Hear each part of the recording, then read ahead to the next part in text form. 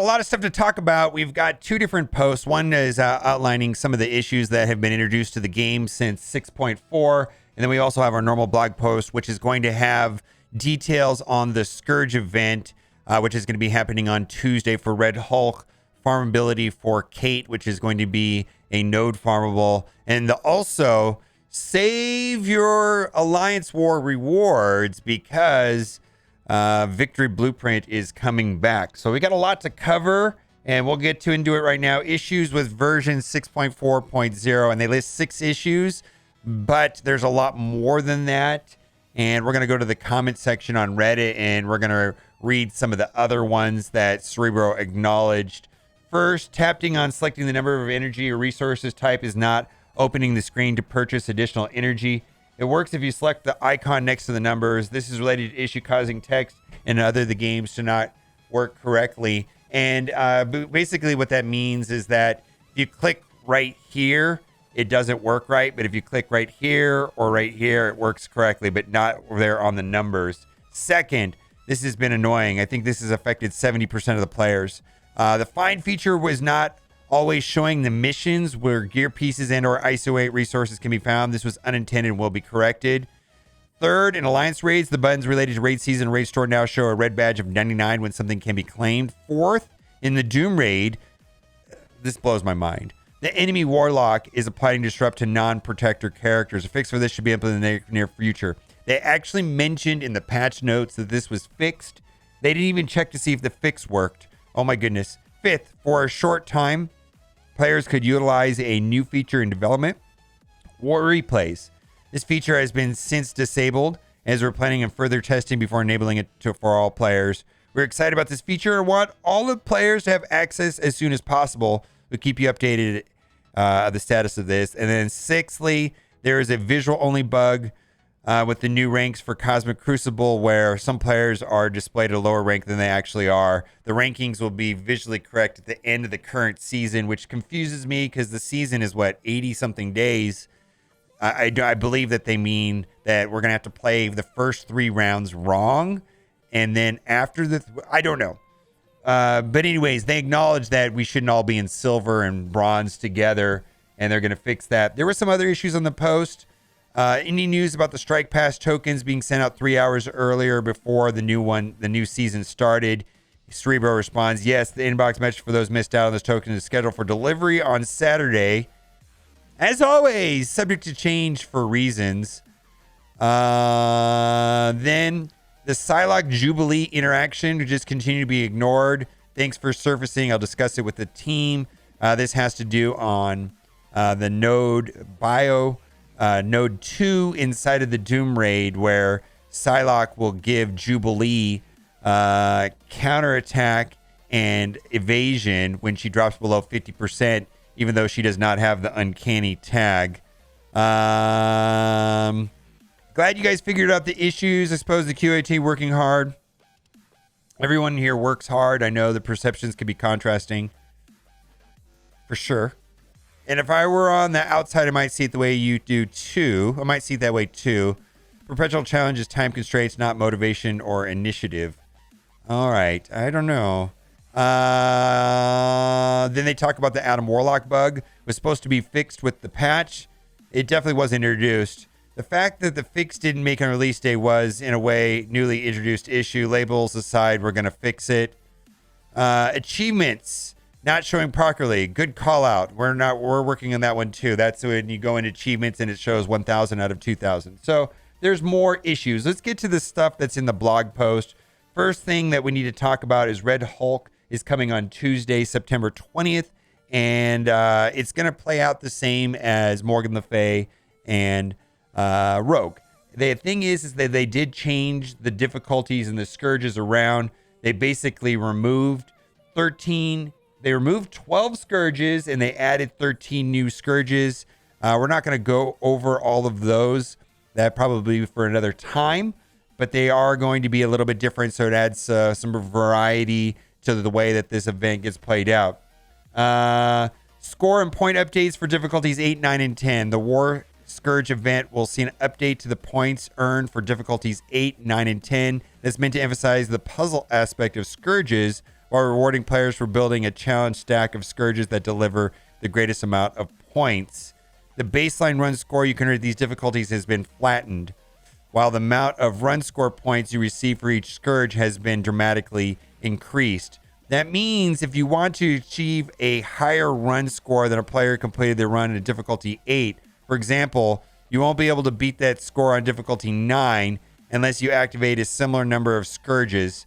For difficulties 9 and 10, the Scourges you activate will matter a great deal in terms of points earned. So they're making the Scourges more important than the difficulty. And then they will have dark promotion credits and red stars to be expected. Red star promotion for Red Hulk and other heroes will not be available via red star orbs or elite orbs. All right. Then also very interesting is that we are going to get the campaign event for Spider Weaver, and that is going to be starting on September 23rd, which is a week from today, week on Friday. So we're looking forward to that. And that'll be using the Vigilant trait. And the Vigilant trait will have a corresponding blitz where that runs 2 days long times 3 times, so total of 6 days. Very similar to the blitz that is running right now, which uses the Scourge characters. You know, the one that's running right now that uses Wave 1 Avengers and so on, and Heroes, Guardians, and Ravagers. So there's going to be, and then there's also going to be an overlapping milestone event for opening orbs. And then there's going to be an overlapping web store event for spending 600 campaign energy. So there's going to be a lot of events stacked on top of the Spider Weaver event starting a week from today. Also, Hulk Hunter events, Coordinated Assault. Coordinated Assault is the one where you spend ISO energy, ISO 8 campaign energy. This is the one that used to be back in the day that it ended at 100,000, and they bumped that particular milestone up to 103,000, which has the mutated cells, which is for the month-long event. It now also includes T2 level 4 ions, and then the last two are kind of like bonuses, which they don't give the mutated cells, but they do give the level 4 ions. A lot of people said, well, they boosted it drastically from 100,000 to 141,000. Well, they did boost it. They boosted from 100,000 to 103,000, and then they added 2 more offers / hard to get ones at the end of it. Some of the Spider Weaver events that we were talking about, this one right here is the Urethral Arms milestone. So this is, you get points by getting the orbs. So you get the orbs by spending the event campaign energy, and then this is a milestone that goes on top of it, which gives points by opening up the orbs or spending power cores. And so there's all the rewards for that. Then the Destined Connections milestone. This is going to be the Blitz event, which uses the Vigilant trait, and it'll run for 2 days, 3 times, for a total of 6 days. The Mystical Weaving Web milestone. This will be a web milestone where you can collect once you spend 600 campaign energy, which is pretty easy to do throughout the day.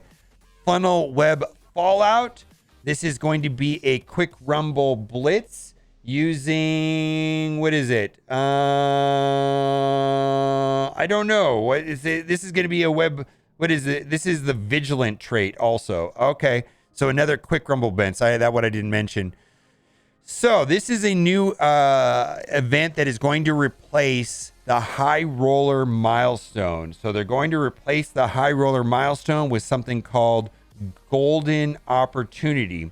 We're going to read this carefully because the data mine had more information on this than what is shown here.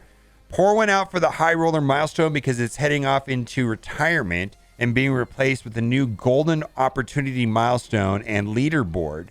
You'll still be earning points towards this daily milestone by spending gold, but we'll be updating the rewards, and no indication of quantities. Armory 16, teal gear raid orbs, ISO 8 blue and green resources, more Armory 14 and 15, more superior basic catalyst parts, purple gear credits. Now, what is not here is power cores, and then there was also a data mine that suggested that there was going to be milestone 2. And I don't know if the data mine was wrong or if the blog post was wrong or if they're both correct. I don't know. We're going to find out soon, but they don't give a timeline for when this is going to be implemented, so we'll have to see. Victory Blueprint, and boy, shady as all get out in my opinion, them not announcing this until the very last minute. This will go live on the 21st, which is on Wednesday, I believe. The path for success was familiar. Earn points in the 7-day milestone by spending campaign energy, earning war credits, which means save your war mailbox rewards. And then when you claim them, that is when they're earned. Boy, we just missed one. It feels like this is Marvel Hoarder Force, and you just got to hoard everything, save everything to the last day. So, like, I'll be able to save, just because of this post, I'll be able to save 2, but I'll miss out on the one that just ended, like, yesterday. And so, because I already claimed that one because this wasn't on the calendar. The one thing that I will say is this iteration of Victory Blueprint does not reward the monthly milestone event. So this won't matter towards the Abomination event at all. Lastly, and to wrap up the video, still no word on Echo going into the War Store. She was supposed to go to the War Store on Wednesday, but they do mention character availability here for Young Avenger. Kate Bishop is going into Mystic 3-9, replacing Vision. And if you're looking for Vision Shards, you'll still find him on Nexus 3-9. All right, so there you go. Then we're going to have the rest of the normal events that happen. What do you think about all of this? It is what it is. I'm pretty excited about Red Hulk. That is going to be something to look forward to. I do like the Scourge events. I don't like resetting the nodes necessarily, but I do like unlocking characters, and I'm looking forward to getting him up and running. All right, guys, let me know what you think in the comments section. And as always, thanks for watching, and keep on gaming.